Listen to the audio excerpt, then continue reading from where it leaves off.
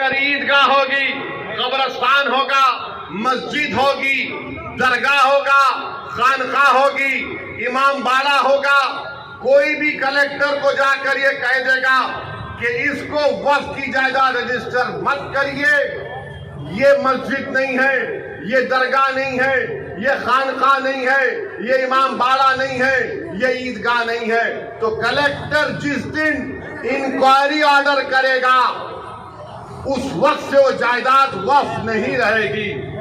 تو کلیکٹر کو خالی انکوائری لکھنا پڑے گا، ہم اپنی جائیداد سے محروم ہو جائیں گے، ہم اپنی جائیداد سے محروم ہو جائیں گے۔ اور کلیکٹر انکوائری مکمل کرنے کا کوئی ٹائم نہیں ہے، کوئی وقت نہیں دیا گیا۔ کلیکٹر صبح قیامت تک انکوائری چلتے رہے گی، مگر ہم تو اپنی درگاہ اور مسجد سے محروم ہو جائیں گے۔ یہ قانون بنایا گیا۔ پھر بی جے پی، نتیش کمار کی پارٹی کے لوگ، چراغ پاسوان کے لوگ بولتے کہ وقف کی جائیداد پر قبضہ ہو گیا، وقف کی جائیداد کو لوٹ لیا گیا۔ ارے بھیا، آپ نے قانون یہ بنایا کہ جو وقف کی جائیداد پر ناجائز طور پر قبضہ کر کے 12 سال سے بیٹھا ہوا ہے، مودی اس کو مالک بنا رہے ہیں، بلکہ وہ مالک بن چکا ہے ابھی۔ تو بی جے پی، نتیش کمار، چراغ پاسوان جھوٹ بول رہے ہیں، ہم سے ہماری جائیدادوں کو چھین رہے ہیں۔ جو ہماری زمین پر، وقف کی زمین پر قبضہ کر کے بیٹھا ہے، وہ 12 سال اگر ہو گئے تو مالک بن رہا ہے۔ وقف ایویکیو پراپرٹی ہے کہ جو لوگ بھارت کو چھوڑ کر کسی اور جگہ پر چلے گئے، انہوں نے کہا کہ میں اپنا گھر، اپنی زمین، اپنی کھیت وقف کر رہا ہوں۔ تو آج مودی نے قانون بنا دیا کہ وقف ایویکیو نہیں ہوگا، یہ گورنمنٹ اس کی مالک بنے گی، اور گورنمنٹ اس کی مالک بن چکی ہے۔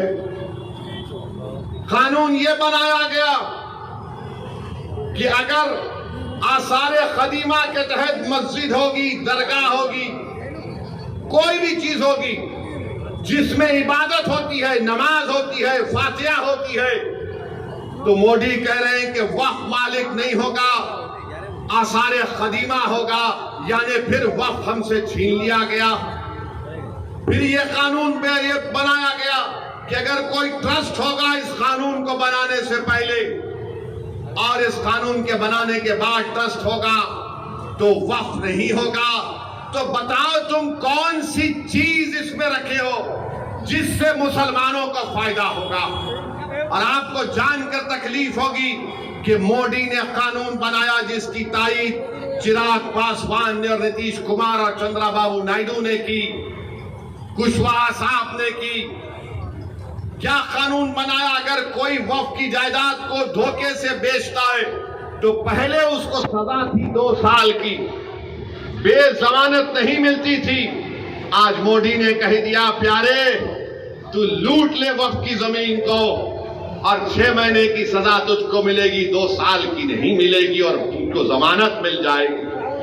میں پوچھنا چاہتا ہوں نتیش کمار سے، چراغ پاسوان سے، چندرا بابو نائیڈو سے، کشواہا صاحب سے،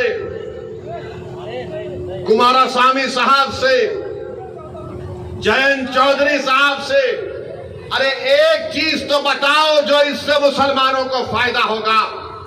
آپ نے قانون بنایا صرف مسلمانوں کی جائیدادوں کو لوٹنے کے لیے، ہماری مسجدوں کو چھیننے کے لیے، ہماری درگاہوں کو چھیننے کے لیے۔ تو میرے عزیز دوستوں اور بزرگوں، مودی نے قانون ایسا بنایا ہے کہ ہمارے ایمان پر حملہ ہو رہا ہے، ہماری مسجدوں پر حملہ ہو رہا ہے، ہمارے خانقاہوں پر، درگاہوں پر، امام باڑوں پر حملہ ہو رہا ہے، اور ہم خاموش نہیں بیٹھ سکتے۔ اسی لیے آل انڈیا مسلم پرسنل لا بورڈ نے اس بات کا اعلان کیا کہ ملک گیر پیمانے پر ہم اس کالے قانون کے خلاف احتجاج درج کریں گے، اور احتجاج ہو رہا ہے، احتجاجی جلسے ہو رہے ہیں، آئندہ بھی ہوگا۔ تو میری آپ تمام سے یہ گزارش ہے کہ آپ اس احتجاج میں شرکت کریے۔ ہم اس وقت تک احتجاج کریں گے جب تک کہ مودی کی حکومت اس کالے قانون کو واپس نہیں لے لیتی۔ ہم احتجاج اس لیے کر رہے ہیں کہ جس زمین کا، جس مسجد کے لیے ہم احتجاج کر رہے ہیں اس کا مالک اللہ ہے۔ ہم ہرگز کسی بھی حالت میں اس مسجد کو، اس درگاہ کو، اس زمین کو جس کا مالک اللہ ہے، ہم حکومت کو یہ نہیں اجازت دے سکتے کہ آپ اس پر قبضہ کر کے وقف بورڈ کو نقصان پہنچائے۔ اور یاد رکھیے، وقف ایک عبادت ہے، نماز روزہ ایک عبادت ہے، قرآن کی تلاوت بھی ایک عبادت ہے، مگر وقف بھی ایک عبادت ہے۔ حکومت نے ایسا قانون بنایا تاکہ ہم سے ہماری عبادت کرنے کا طریقہ بھی چھین لیا جائے۔ تو میں آپ سے اپیل کر رہا ہوں کہ مسلمانوں کے خلاف ہی اس طرح کا قانون بنایا گیا ہے۔ حکومت تنگ نظری کے مظاہرے کر رہی ہے، حکومت سنویدھان کے خلاف، جس کو بابا صاحب امبیڈکر نے بنایا، اس طرح کا غلط قانون بنا کر حکومت یہ بتانا چاہ رہی ہے کہ ہم وقف کی جائیدادوں کو حاصل کر لیں گے۔ ہم میں جتنی جان ہے انشاءاللہ تعالی ہم تمام مل کر پرامن طریقے سے، جمہوری طریقے سے ہم اس کالے قانون کی مخالفت کریں گے۔ میری آپ سے گزارش ہے کہ آپ پرسنل لا بورڈ کے احتجاجی پروگرام پر عمل کریں، اور آپ تمام سے اپیل کر رہے ہیں کہ ہم احتجاج کریں گے۔ نتیش کمار بھی جان لے، چراغ پاسوان بھی جان لے کہ ہم ہر چیز کو برداشت کر سکتے ہیں، مگر جو چیز کا مالک اللہ ہے ہم حکومت کو اس کا مالک بننے نہیں دیں گے۔ جس جگہ پر ہم نے اللہ اکبر کہا، کیا آپ پورا ساتھ دیں گے آل انڈیا مسلم پرسنل لا بورڈ کا؟ ہاتھ اٹھا کر جواب دیجیے۔ بہت بہت شکریہ۔ اب ہم احتجاج کو جاری رکھیں گے، اور نتیش کمار کو، چراغ پاسوان کو، نریندر مودی کو انشاءاللہ تعالی ایک سیاسی طور پر ان کو پیغام ملے گا کہ بہار ہو یا بھارت ہو، یہاں پر ہر مسلمان، ہر ہمارا وہ ہندو بھائی اور بہن جو سنویدھان کو مانتا ہے، وہ اس بات کی اجازت نہیں دیتا ہے کہ کیا آپ کسی کے مذہب پر چلنے سے کسی کو روک دیں۔ ارے جو قانون بہار میں مندروں کے لیے اگر اچھا ہے تو بہار کے مسلمانوں کے لیے اچھا کیوں نہیں ہو سکتا؟ جو قانون بودھ گایا کے لیے اچھا ہے تو پھر وہ قانون بہار کے مسلمانوں کے لیے کیوں اچھا نہیں ہو سکتا ہے؟ تو میرے عزیز دوستوں اور بزرگوں، آپ یہ جھوٹا پروپیگنڈا ٹی وی پر بیٹھ کر، بعض لوگ بی جے پی کی طرف سے آ جاتے ہیں، این ڈی اے کی طرف سے آ جاتے ہیں، یہ ایسے احمق لوگ ہیں جن کو قانون کے بارے میں ایک لفظ نہیں معلوم۔ میں آج بھی چیلنج کر رہا ہوں بی جے پی کو کہ بتائیے، آپ اس میں ایک ایسا سیکشن بتائیے جس سے مسلمانوں کو فائدہ ہوگا۔ مودی بولتے ہیں کہ غریبی مسلمانوں میں ختم ہو جائے گی۔ کیا آپ نے 11 سال میں غریبی کا خاتمہ کیا؟ کیا آپ نے 11 سال میں بھارت میں غریبی کا کوئی خاتمہ کیا؟ کچھ نہیں کیا۔ ارے یہ ہماری جائیداد، اور یہ ٹی وی پر بیٹھ کر لوگ بولتے ہیں آپ کو کتنا فائدہ ہوا۔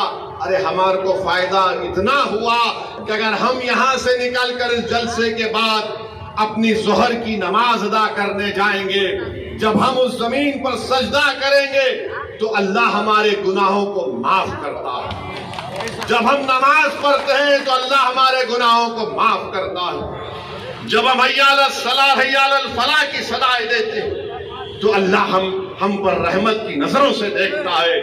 تو یہ آپ ہم سے مت پوچھو کہ ہمارا کیا فائدہ ہے، ہمارا فائدہ مسجدوں کو آباد کرنے سے ہے۔ آپ کو لگتا ہے کہ پیسے تم کو کتنے ملے؟ ارے اللہ کے گھر کو جب ہم آباد کرتے ہیں تو ہم پیسوں کے لیے نہیں، دین اور دنیا کی کامیابی کے لیے اللہ کے گھر کو آباد کرتے ہیں۔ اگر ہم کسی کے خانقاہ کو جاتے ہیں تو پیسوں کے لیے نہیں جاتے، اپنے دلوں کو اور اپنے نفس کو صاف کرنے کے لیے جاتے ہیں۔ اگر ہم عیدگاہ کو جاتے ہیں تو پیسوں کے لیے نہیں جاتے، 30 دن کے روزے رکھنے کے بعد ہم اللہ کا شکر ادا کرنے کے لیے عید کی نماز پڑھنے کے لیے عیدگاہ کو جاتے ہیں۔ اگر کوئی ہمارے شیعہ لوگ اپنے امام باڑوں میں ماتم کرتے ہیں تو اہل بیت کے اس قربانی کو یاد کر کے ماتم کرتے ہیں، اس میں پیسوں کے لیے نہیں، ان کی یاد منانے کے لیے جاتے ہیں۔ تو میرے عزیز دوستوں اور بزرگوں، آپ اور ہم کو مل کر متحدہ طور پر اتحاد کو مضبوط کرتے ہوئے اس کالے قانون کی مخالفت میں کھڑے ہونا ہے۔ اور میں نے اس امید پر بھارت کی پارلیمنٹ میں اس قانون کی کاپی کو پھاڑا، اس لیے پھاڑا کیونکہ گاندھی نے اس وقت کے سفید فام افریقہ میں قانون بنایا گیا تھا تو گاندھی نے بھی اس قانون کو پھاڑا تھا، اس قانون کو جلایا تھا۔ یہ قانون کو ہم نہیں مانتے انشاءاللہ تعالی۔ ہم اس قانون کو اس لیے نہیں مانتے کیونکہ سنویدھان کے خلاف ہے۔ جو قانون اگر بنایا جائے گا جو بابا صاحب امبیڈکر کے سنویدھان اور آئین کے خلاف ہوگا تو وہ قانون نہیں ہوگا، وہ ظلم ہوگا۔ ظلم ہم پر کیا جا رہا ہے اس طرح کا ایک کالا قانون بنا کر۔ اور نتیش کمار، چراغ پاسوان اور جو سیکولر تو ہیں مگر منہ نہیں کھول رہے، ہم تمہاری خاموشی کو بھی یاد رکھیں گے۔ جو سیکولر تو ہیں مگر خود نہیں کہتے، اپنے چمچوں سے بلوانے لگاتے ہیں کہ تم بولو، اگر ہم بولیں گے تو ہم کو ادھر کا ووٹ نہیں ملے گا۔ تو ہم ان سے کہہ رہے ہیں یہ ادھر کا ووٹ ادھر کا ووٹ نہیں ہے۔ تم کو اگر بھارت سے محبت ہے، بھارت کے سنویدھان سے محبت ہے تو تم کو بولنا پڑے گا۔ تمہارے چمچوں کے بولنے سے کوئی فرق نہیں پڑتا۔ بولو، کھل کر بولو۔ یہ قانون مسلمانوں کی مسجدیں اور درگاہیں اور خانقاہیں چھیننے کے لیے بنایا گیا۔ میرے عزیز دوستوں اور بزرگوں، ہم امید کرتے ہیں کہ انشاءاللہ تعالی اللہ ہمارے اللہ اپنے فضل و کرم سے اس کالے قانون کو اللہ حکومت کے ذریعے واپس دلوائے گا۔ اور میرے عزیز دوستوں اور بزرگوں، میں آپ سے یہ بھی کہنا چاہ رہا ہوں کہ توسیع